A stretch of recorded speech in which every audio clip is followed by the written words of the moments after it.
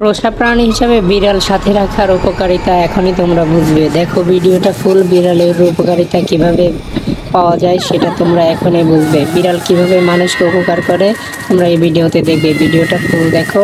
আর হ্যাঁ, অবশ্যই বন্ধুরা, ভিডিওটা ভালো লাগলে সাবস্ক্রাইব করবে, ভিডিওটা লাইক করবে, পারলে একটা শেয়ারও করে দিও।